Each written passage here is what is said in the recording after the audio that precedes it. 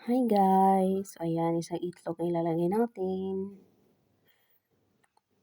Tapos 1 cup of fresh milk.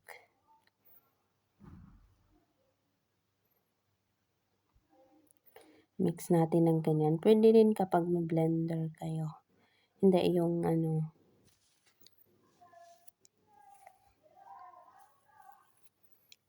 ayan, konting salt.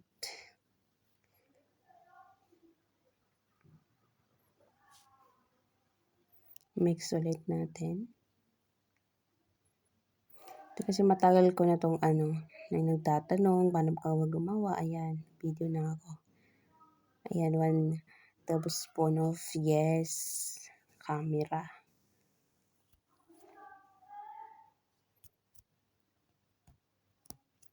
So, ayan, mix natin ulit. Ito, food color na yellow siya, guys. Huwag nyo lagyan ng sobrang, dami kasi magiging naman yung kulay, di ba?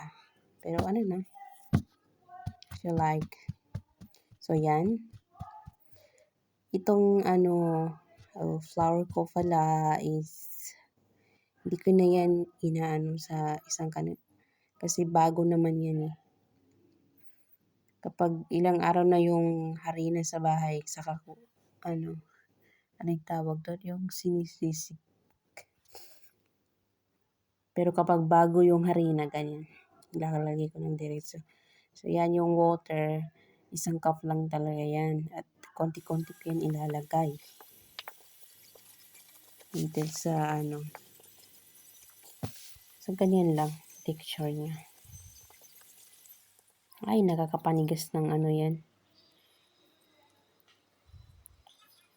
Ayan. Kapag ganyan na siya, kapag hawakan mo nahuhulog na, okay na siya. Ayan.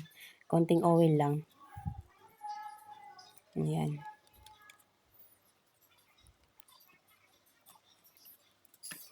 So, yan.